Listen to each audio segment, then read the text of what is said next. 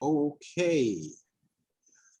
Well, hello, everyone. I just want to welcome you to this program of the College of Public Affairs and the Schaefer Center for Public Policy. I'm pleased that we have joining us today our fearless leader of the city government, one of the country's really most outstanding public servants, Brandon Scott. Mayor Scott, it's a pleasure, and I know that we'll get a further introduction in just a few moments. But I just wanted to let people know that once again, we at the University of Baltimore think of ourselves as also the University for Baltimore.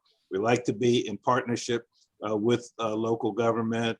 We recognize that Mayor and his administration are involved in a large number of programs designed to improve the quality of life of people in Baltimore.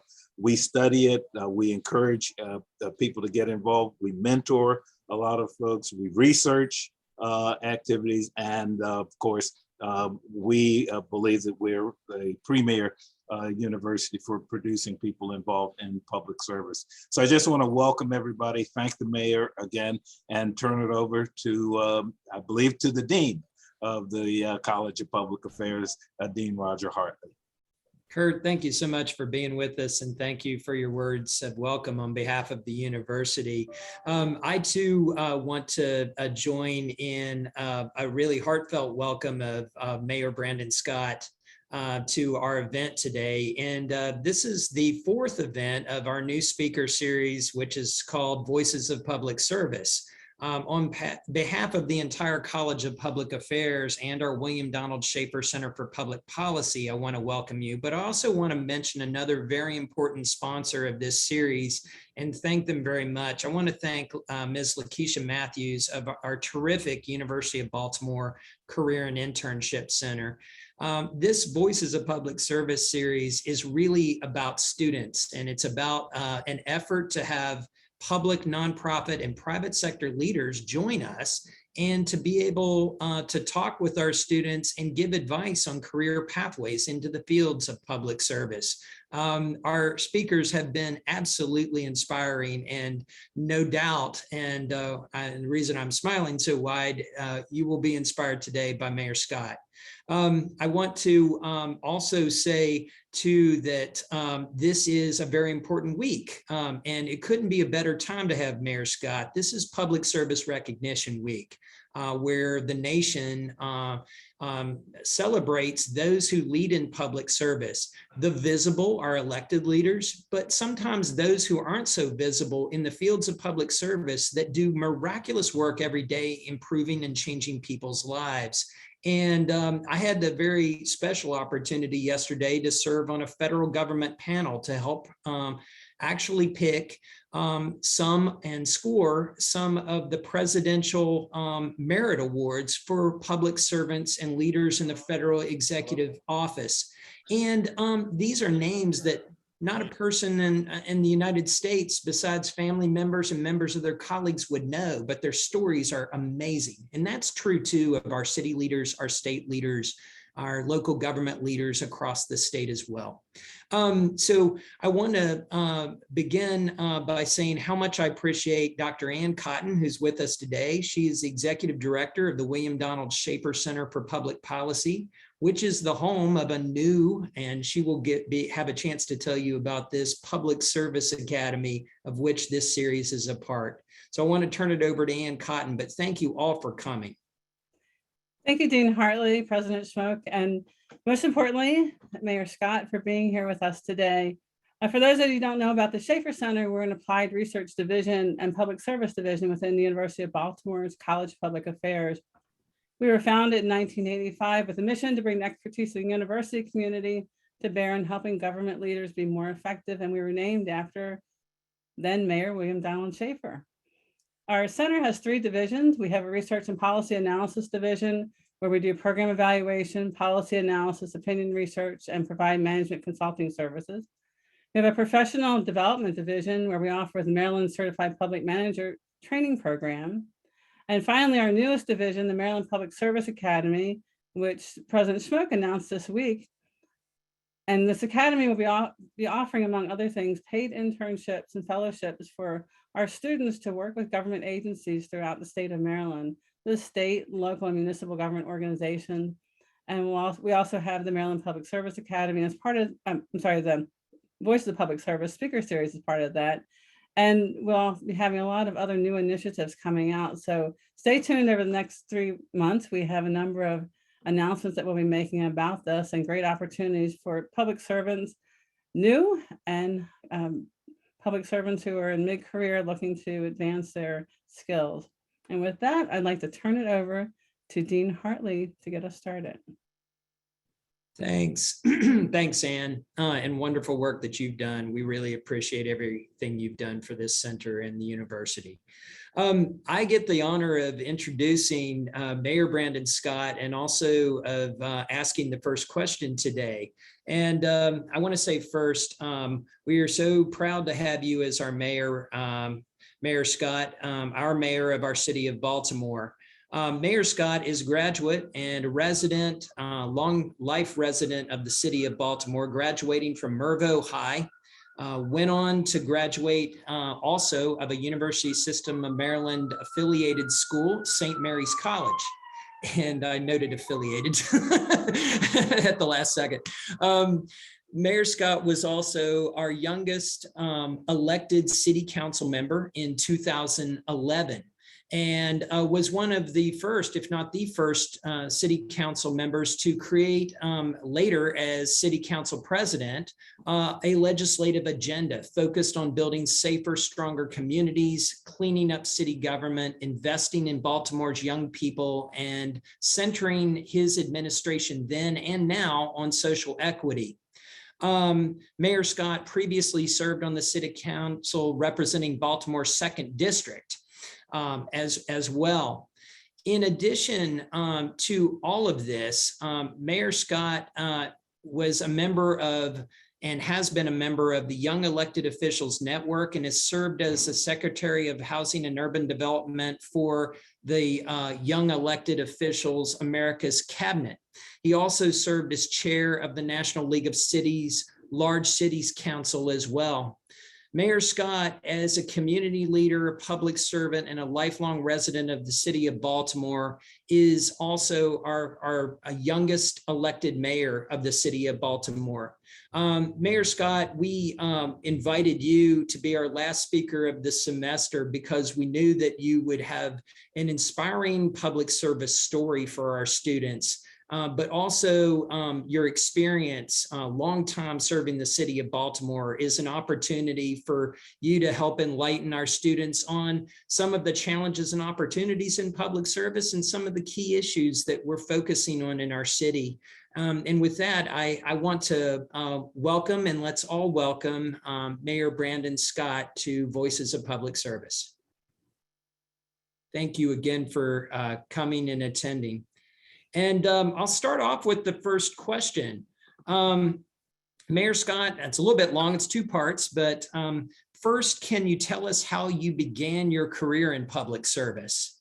And then we also remember from a previous event that you attended with us, which we really appreciate, if you could share with the audience the short story that you have about the encounter you had with our namesake, William Donald Schaefer, while you were a student at St. Mary's College. Dr. Cotton remembered that and thought it might be fun for you to tell again. So how did you begin your career in public service and your experience with William Donald Schaefer? Thank you, Dean. Thank you, Dr. Cotton, and thank you, as I always say, to my mayor, Mayor Smoke, for having me today. For those who don't know, if Mayor Smoke is how I believed as a young man that my dream was even possible, because before him, it wasn't possible for someone to look like me and be from Baltimore and be elected to this seat. But Dean, I'll say that 2 answers to this question, actually. The truth is my career in public service didn't start when I started working for city government as a staffer in September the 4th, 2007. It started as a young student government representative at Malcolm X, and then Dr. King, and then, Roller Park, and then Mervo, working because that's where it starts. If you're going to serve your community, you start off young. You start off making sure. It started off just cleaning up the neighborhoods in Park Heights, albeit because my dad was forcing my brothers and I to do it. But that's really what inspired me to public service. As everyone knows, I grew up in Park Heights in the 80s and 90s, and despite my mayor's attempt to show the world and tell the world that we were dealing with the addiction problems that we had in our city, in our country, the wrong way, folks didn't heed that, and it had a deep impact on my community. We know the war on drugs and the impact that it had, and it had on me personally. And when you live in a neighborhood that, is the center of the world for the third Saturday in May, and then every other day of the year, you're just simply ignored, it changes you. And it really forces you to make a decision early in life if you're going to accept that that's how it has to be, or you're going to do something to change it. Clearly, I chose the other path. In my public service, after graduating from St. Mary's College of Maryland, where it's really, and St. Mary's is really where I cut my teeth in service. That's where I came into my full self of being someone that wants to work for other people and sacrifice for and service for other people. And that was when I was the Black Student Union president or representative on whatever board that President O'Brien volunteered me to be on, because she saw something in me, and so did so many of the school leaders that I didn't even see in myself at the time.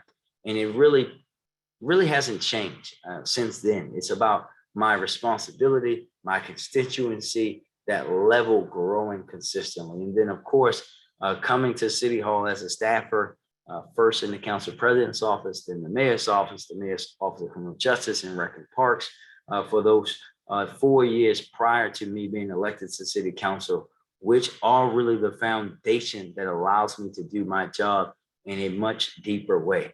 Because I know how it is to be that low working city employee or that mid-level city employee who is working hard each and every day, but doesn't have the resources, but more importantly, the support to do things differently, to have a greater impact. And that's really what my service is about. How can I make Baltimore the city that gave my family, I'm a first generation Baltimore, and my dad's family came up from North Carolina, my mom's family came up from Virginia, the city that gave my family so much opportunity, even though I still grew up poor. I grew up in a 10 times better situation than my mom and my dad did when they were growing up in the rural South. How can I then make sure that every young person in the city has that same experience, that neighborhoods that have been ignored for so long have greater investment and a deeper impact from its government, but also so that people coming behind me don't have to make these tough, hard decisions that I make, and that I can be the person that blows through the wall so that everyone else can make it through. And the story about Mayor Governor Schaefer, I just happened to be attending that day a Board of Regents meeting, and the mayor was there, the governor, the comptroller at the time. We all know he had many hats. He's always going to be Mayor Schaefer to us. We were introduced, and he asked me where I was from. I said I was from Baltimore, et cetera. Told him what I was interested in, and he told me just very simply just said, keep going and don't wait for anyone. Do it now. And that stuck with me because I, of course, don't remember the Do It Now campaign. I remember Trash Ball. But the fact that he took that time to say to me, don't wait, just go and do it now, always has meant something to me. Thank you, Mr. Mayor. As the youngest person ever elected to citywide office, what prompted you to run for city council? That's really a big undertaking. And then what were some of the things that made you successful? Oh, wow. Well, I guess the short version of that story, Dr. Cotton, is that I knew that to get where I wanted to be, which is where I am now, I had to have more elected experience. But at the time when I was working in the mayor's office in Rec and Parks, I was spending a lot of time working in Northeast Baltimore. So this is actually why I moved. I moved to Northeast Baltimore. I was responsible for basically everything that happened in the Northwest Police District, the Northeast Police District, and the Eastern District, which is a large swath of the city. Growing up in Northwest Baltimore and my family having business in Northwest Baltimore, I pretty much knew all there was to know about Northwest Baltimore and knew most of the people, community leaders, etc. I went to high school in Northeast Baltimore, loved and fell in love with the neighborhood running through them. But I knew I needed to have a deeper relationship with the folks there in order to be the best version of myself as a community representative in city government. So I moved there. I've only lived in 2 zip codes in my whole life. Well, technically 3 if you include St. Mary's, but 21215 and 21206 where I live today. And through that, it was really the community. They said, like, I know that you want to do this, but don't wait. Again, there's this theme. There's like, do it, run now. Why wait? Why wait another term? So I decided in 2010 that I would run for election in 2011. My good friend, Councilman Nicholas Diadamo, would tell you that once he knew that I was running, he was like, nope, I'm not doing it again. And he bowed out early and actually supported me. This is the key thing, though, I think, about that first campaign. I was 27 years old, and not one single person questioned my age. Nobody. It actually wasn't until I ran for mayor that Mayor Smoke that folks said I was too young to be in elected office, because that community, since I was 23 years old, had really depended on me to get things done for them, to be the person they came to for services. But it was really about building on that relationship. I didn't just show up in the neighborhood 3 months before the election and say, hey, vote for me. I was able to go back and say, these are the things that we have done together in this neighborhood. And we can accomplish so much more together if I'm in an elected role where I have the freedom to do as I please and not having to be beholden to another elected official, albeit one that I love dearly. But knocking on doors, I don't think anybody in that race knocked on doors the way that I did. All day, every day. I keep the shoes that I had then because I have holes in the bottom of them. Listening to residents and really doing it in a way that I was solving issues while out on the doors, and having that community support, that authentic community support, is really what pushed me over. Thank you. Thank you so much. You reminded me of a story when I first met you up in Northeast Baltimore, which is where I lived, and we were walking around with the former commissioner of police. And I just remember being so impressed as you were walking up the street and you knew the names of every neighbor that came out to say hi to you. I just remember Mrs. Johnson, and I was just flabbergasted and really impressed.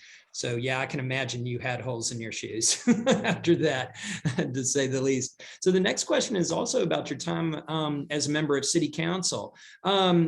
What were some of the challenges that you faced as a City Council member?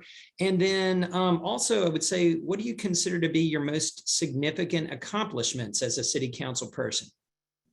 Wow, I think a lot of folks, Dean Hartley, when they ask this question, they wonder, like, hey, you were 27, you know, did the other council members try to tell you, like, oh, you're young and you don't know what you were talking about?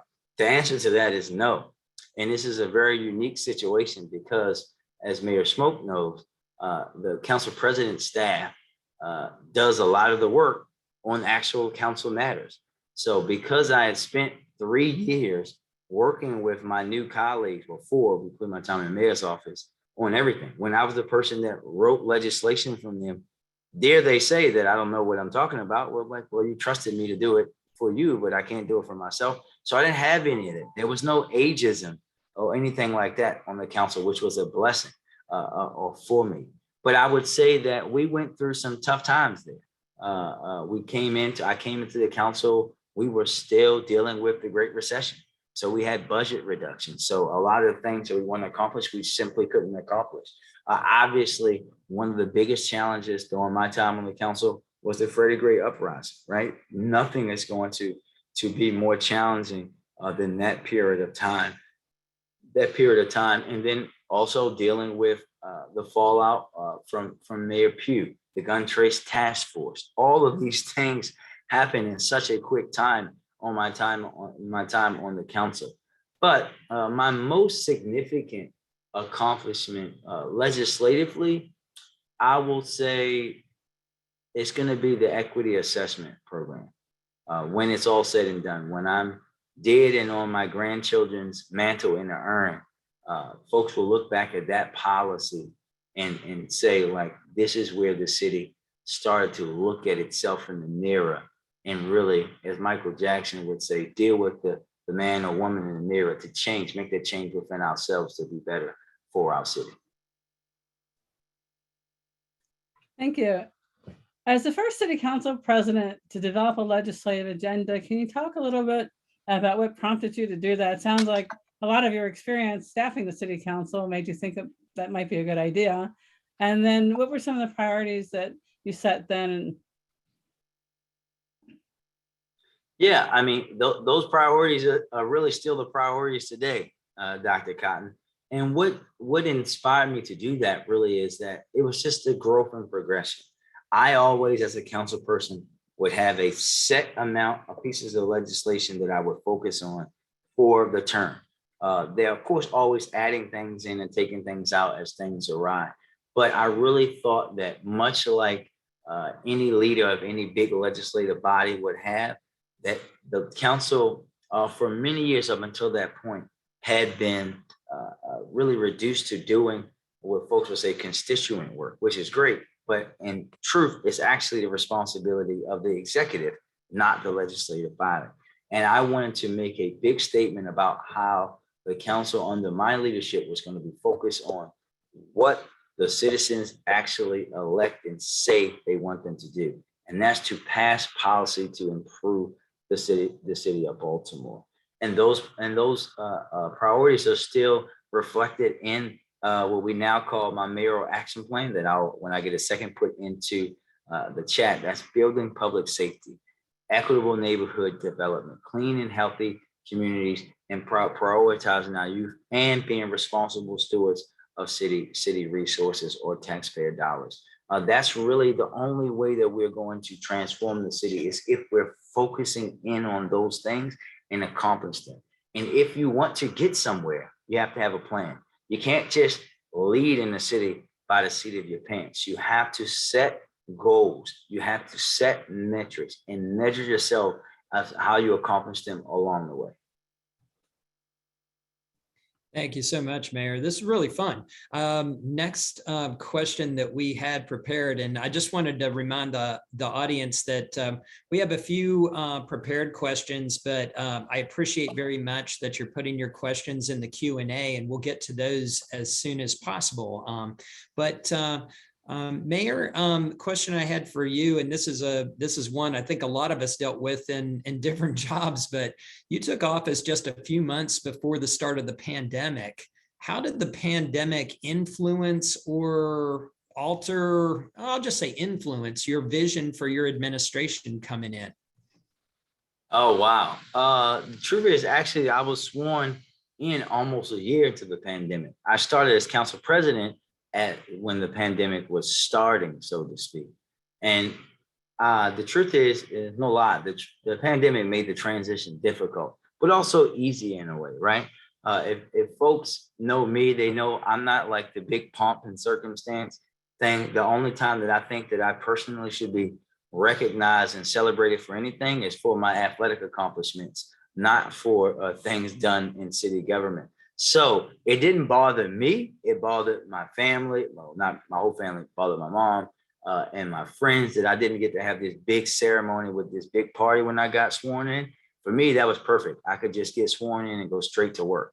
And we had to really steady a rocking ship while also building a lot of things, right? At the same time. We all know, the first decision that I made was essentially to shut the city down.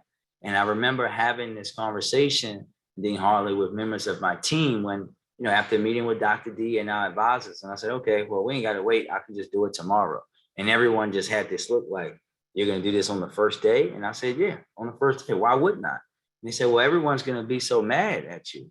And I just calmly looked at some members, mainly of my comm team, and said, well, there's one thing that you have to be in order to be mad. And they said, what's that? I said, alive. This isn't about doing the popular thing. This is about doing the right one. And we had to do so many other things. We had the pandemic. We had the ongoing epidemic of gun violence. We had to implement electronic pay systems, right? Changing the way the system, when I came into office, Dean Hartley and Mayor Smoke will appreciate this, we were still using the same paper-based payment system for our employees that we were using when he left office, right? Like that kind of stuff has set the city back many, many years, right? So changing those systems as we're coming in, changing the approach that we are taking to public safety, really building a new operating government from the ground up while the old one still existed. But we came together in Baltimore during COVID, and through that strong leadership, we're recognized as a city that handled it better than most around the country. But none of that would have been without the great support of our wonderful health commissioner, Dr. Zaraza, our advisors at Hopkins and ARMS, all the people that we leaned on and that stood there with me and took all those angry questions from folks during the pandemic. Thank you so much. Following up with another pandemic related question, Baltimore is receiving $641 million in funding as part of the American Rescue Plan. And lots of people say this type of funding is transformational, a once in generation opportunity for the cities in particular. What types of transformational change can we expect to see in Baltimore as a result of how your administration will be investing these funds? Yeah, I think it's clear first that, again, I'll say that, as I say to the president and vice president, when I see them in their teams, when I see them in our congressional delegation, if I had time to thank them 641 million individual times, I would do that. But I think it's also important to know that the full extent of the COVID-19 health emergency and the negative impacts, economic and otherwise, is still unknown. $641 million is a lot of money, but the challenges that my administration is facing, let's be honest, they predate COVID and predate my lifetime in many instances. COVID only exacerbated long-standing issues plaguing our communities. And ARPA dollars, in concert with community-based organizations, nonprofit, private sector, philanthropic investment, will magnify. And what we are doing now with our investments, as you've seen, is really trying to hone in on, of course, public health comes first. That's why they were first, because this is a public health response, right? But how we can do significant things to change the trajectory of our city. Having $100 million investment, strategic investment into housing, building affordable housing, creating more home ownership, finishing projects, some of which that were started under Mayor Smoke's leadership that have languished, right? Making sure that those things get done so that people in Uplands and Park Heights and Chum and other parts of O'Donnell Heights actually see that they're now being invested in and not being ignored for decades on end. Making strategic investments into things like recreation and parks, where we're giving $41 million to renovate and build new and improve pools and fields and things that we know our families depend on. I know that I would not be here were it not for Tawanda, J.D. Gross, and C.C. Jackson.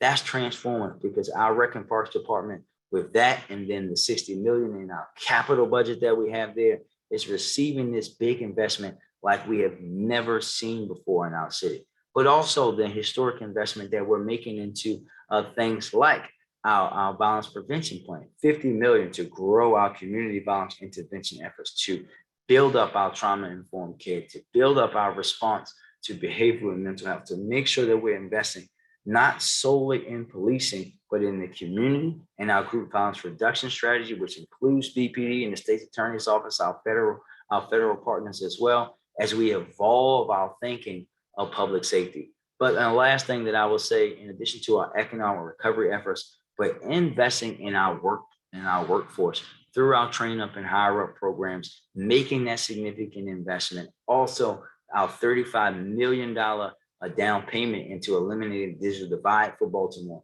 is how we're going to see this money pay dividends for generations to come. Thanks so much. I'm going to shift gears here, and we probably have time for one question more from me and one from Dr. Cotton, and then we'll open it up to some of the questions that have appeared in the chat. And there's a good number, which is really terrific. And thanks everyone for the questions. My question, shifting gears, is what suggestions do you have for our students about how to make the most of their college experience? Oh, wow. The first thing I would say is slow down and enjoy it. Those years are some of the best years of your life, and you're gonna look up very quickly, like me, and then you'll realize that it's been 16 years since you walked 16 years ago on the 13th. I walked across that stage at St. Mary's, and essentially I've been in City Hall ever since. But also get involved, make yourself uncomfortable. My time at St. Mary's made me a better person and a public servant because I forced myself to be around, to be involved with organizations, to be around people, to have conversations with people that I normally wouldn't, that made me uncomfortable. They didn't look like me, didn't come from places like me, they didn't think like me, they adamantly disagreed with whatever thing I was fighting for on campus as a student leader. That helped me grow. At St. Mary's actually is where I grew my understanding of coalition building, right? So I was the president of the Black Student Union. I just happened to be friends with our student SGA president, who right now is actually running to be the county executive in Frederick County, Jessica Fitzwater. I was friends with the president of FUSE, which is our women's group, and STARS, which is our LGBT group. And we realized that, especially us, what we would consider marginalized groups, there weren't enough of us to get anything we wanted. So collectively was the only way that we could do that. So that's where I learned to and really understood how you can grow as a person by learning other people's fights and things that you need to do. And there are so many opportunities when you're a student to push yourself and challenge everybody involved to make that college better. But also ultimately it will be relationships and experiences and skills that you'll use for the rest of your life, inside and outside of your classroom. And have fun. A little secret about the mayor: if you went to a party on the campus of St. Mary's College or in St. Mary's County between the years of 2002 and 2006, I probably DJ'd the party. So you have to have fun as well. Awesome. Thank you. Good advice. Speaking of advice, what advice do you have for our students as they look to embark on careers in public service? Start now. Don't wait. And put in the hours. Put in the hours now. Those hours that I spent volunteering before I worked in City Hall, those hours that I spent doing things when I was in St. Mary's County, when I was working at Big Brothers Big Sisters, those programs, those decisions, those minutes, those seconds I spent with those people have a deep impact on my life today, because that's how you get started in public service. They're going to be long nights and even longer days, right? But you have to stick with it and know that public service comes with a sacrifice. I knew that I wanted to be here, which is why I partied so much when I was in college, because I knew once I got home, that was over for me. It's going to come with a sacrifice.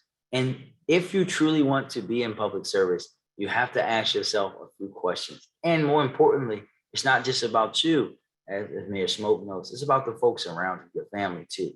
Because I always ask folks, especially those young folks who think they might want to run for elected office one day, I just ask them to ask themselves and the people around them a few questions. One, can you as an individual can your body stomach it? Can your mind, can your heart stomach that no matter what you are doing, at what hour, that your life does not belong to you?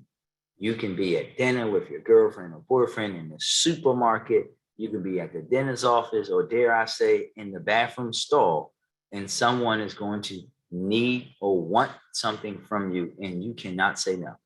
If you can't take that, this life isn't for you. If your family can't take that, if they can't take that, you're going to miss if you have children, games, practices, dances, all of those things. If they can't take that, you'll be at a holiday dinner and you have to go because there's some emergency, or the simple fact that you're never going to be at home. This might not be what what you want to do, but you have to be willing to put in the work. This is not about glitz and glamour. This is not about TV or Instagram or Twitter. The 99.9% of this work is, as Mayor Smoke would say, grunt work, work that no one's going to want to do. You have to be the person that's delivering the bad news and making the decisions that people are going to hate you for, that are the right thing to do for the people you represent. Thank you. I think I'll turn it over to Dean Hartley now to ask some of the questions in the chat, and we'll try to get through as many as we can. Thank you so much. And Mayor, I really appreciated what you just last said and your experiences with the type of sacrifice that's in public service, but also you really outlined very well what the rewards are and how critically important it is. And one thing that we always say to our students, and I've always said, is that there's no greater calling than work like this that changes people's lives. And you can do it in so many different ways. And so really appreciate it. And I would also say to everyone attending today, I agree completely with Mayor Scott on not just volunteering, but getting involved in our city or other cities. If you live outside of Baltimore, look on the website for the boards and commissions. There are always spots open and they're looking for opportunities to serve. And there's some magnificent opportunities to do so. Well, yeah, let's move into the chat. There's several questions, and I saw one from Stuart Silberg. He asks, how can the city raise the tax base with the high crime problem at the same time? Yeah, Stuart, is a great question. I think this is a very unique thing. So Stuart, this question, I think, is one that we have to think about in multiple ways, right? We can raise the tax base. In fact, if you look at especially our housing data, our selling data, we are, and when you think about the people, the amount of folks that are buying homes and coming into Baltimore City that way, seeing a big increase. In fact, that's one of the reasons why we're doing so well financially. Where we've had the biggest hit on that over this past fiscal year and past few have been in assessments of our commercial properties. And this is what we have to do. We have to be very strategic on this. One, we all know that Baltimore has had a violence issue longer than I've been alive, right? That's the truth. This disease of gun violence has been choking the city at least for the 38 years that I've been alive, but we know it's been much more than that. It's about us not shaking what we have, but showing folks what we're going to do about that. That's why Stuart, and simultaneously do some other things that I'll talk about in a second. That's why you consistently hear me talk about and pushing back on folks who don't understand that the approach to dealing with a gun violence epidemic is both a right now and a long-term approach, not an either or. We know, that the war on drugs, even though they didn't listen to him, Mayor Smoke told them that 30-something years ago that wasn't going to work. And lo and behold, it didn't work. We're still in the same position. We know it doesn't work. So reverting back to policies that got us into a consent decree and got us into lawsuits where the city had to spend millions of dollars because people were arrested for just simply being outside while Black, it's not going to make the city safer. But focusing in on the small groups of people who commit violence, making sure that they're held accountable, making sure that we're building and fixing systems that have been broken for many years. And I think it's important for us to know this and have this conversation, because when we talk about public safety in Baltimore, right? And since this is May the 4th, I'm going to say this: the best Jedi mind trick ever told is that folks have been just tricked that only the mayor, the police commissioner, and sometimes the state's attorney has anything to do with that.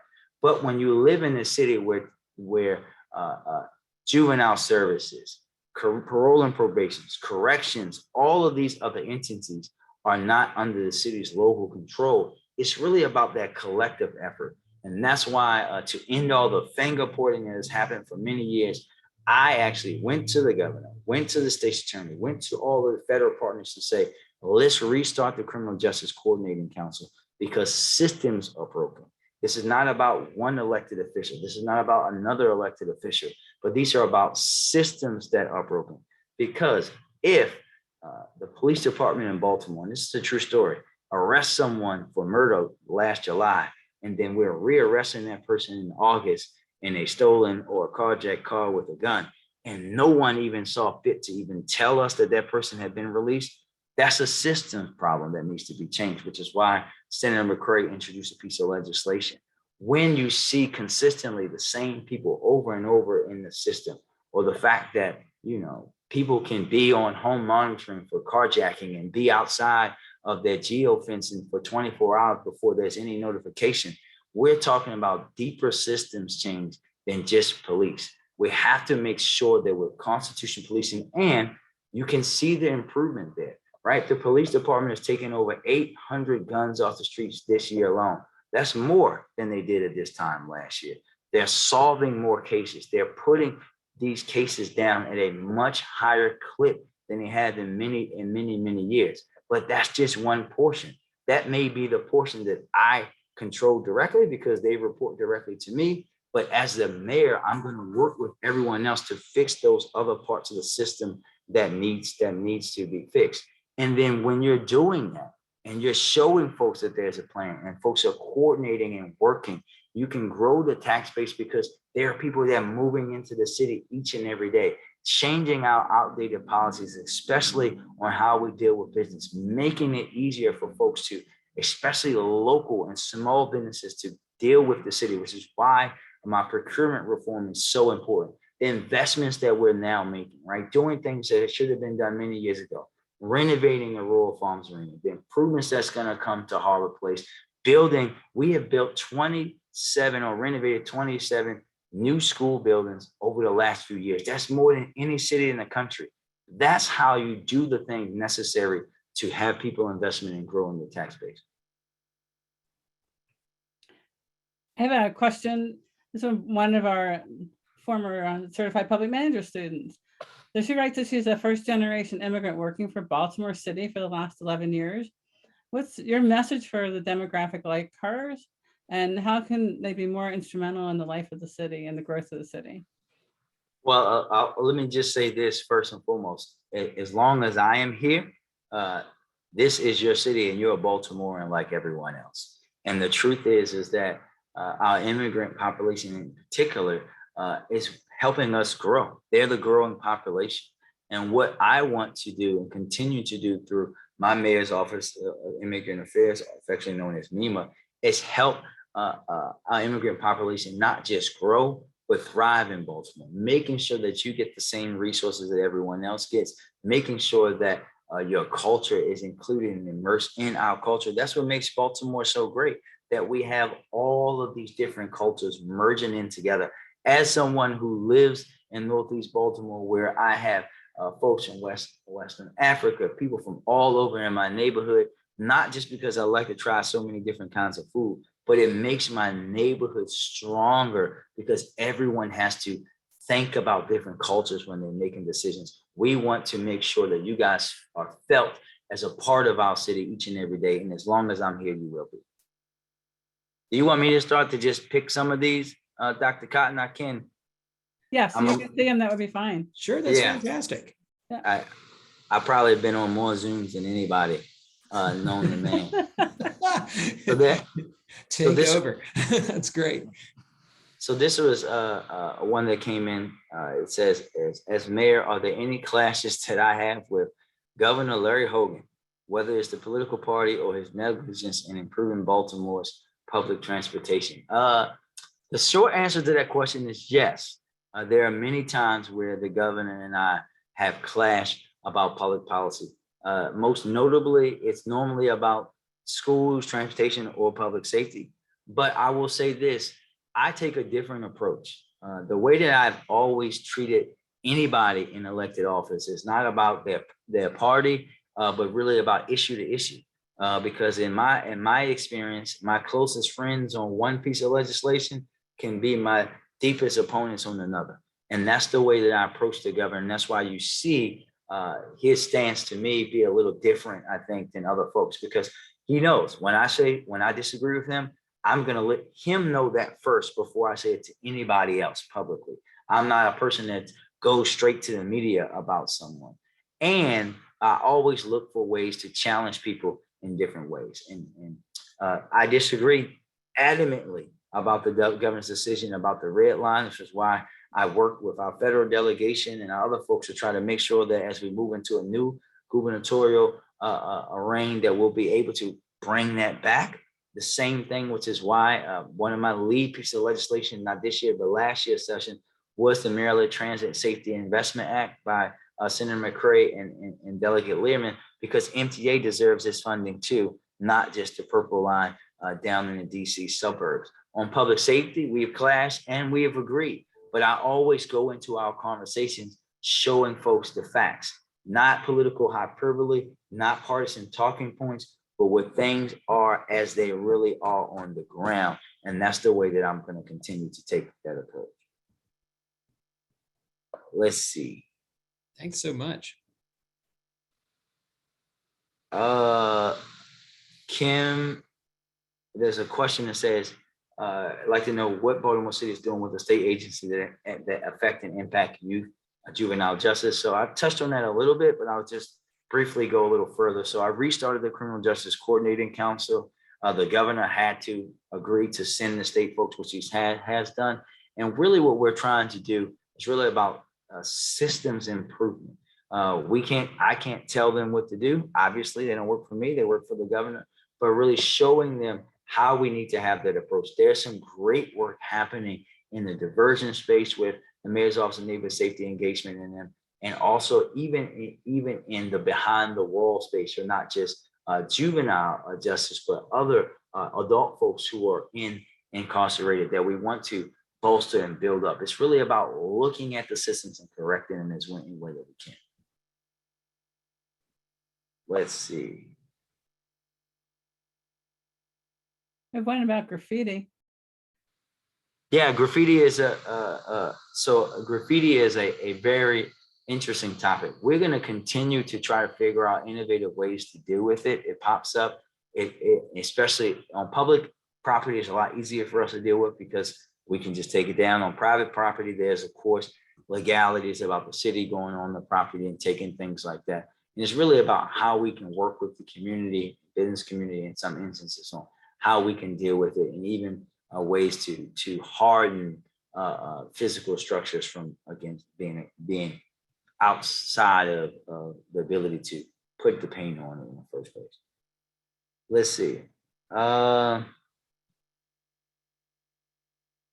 Couple of questions I'll link together here. There's one question about the police budget increasing by $32 million, going against what many citizens want.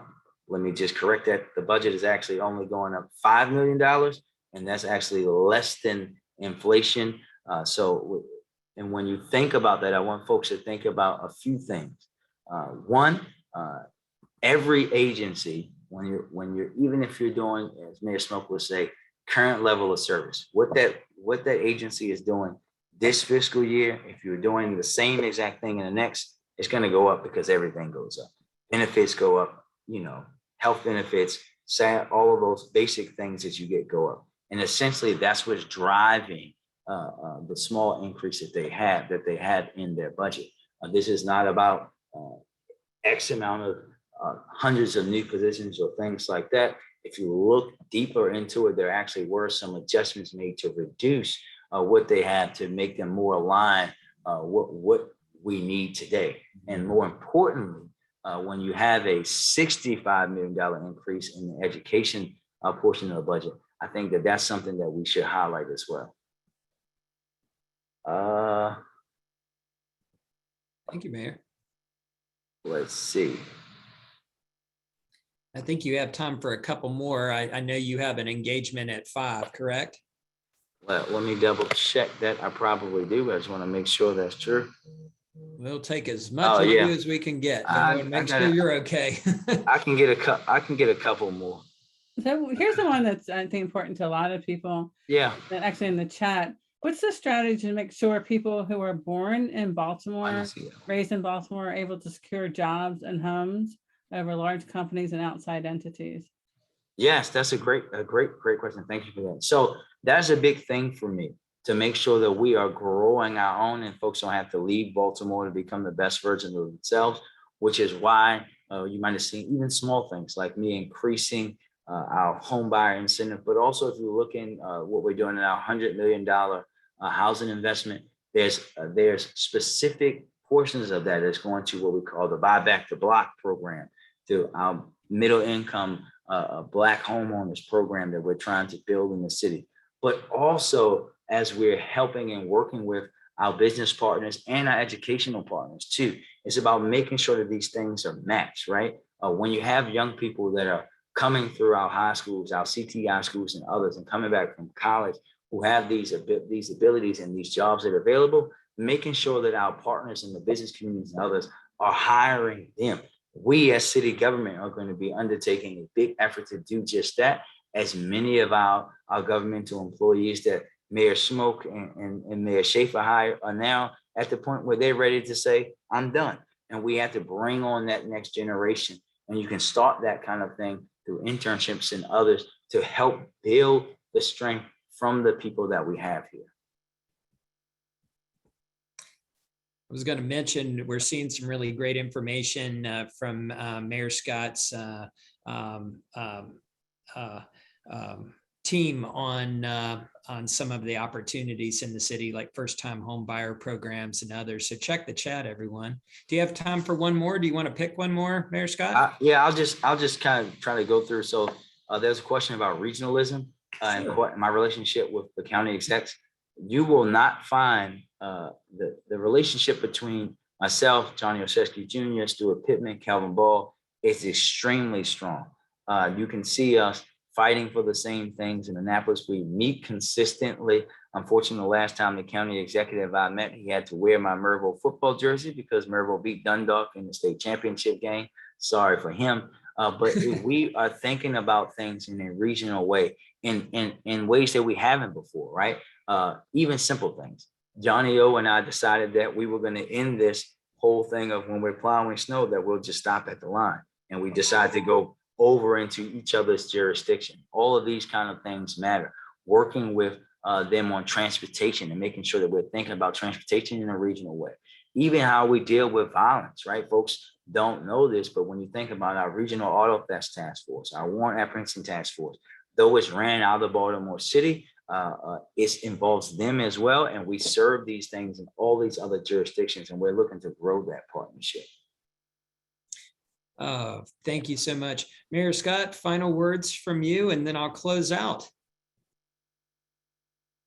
So I guess for me, the final words for me is that, one, if someone wants to send these questions over that I didn't get to, I would love to answer them in another way. We can send something back.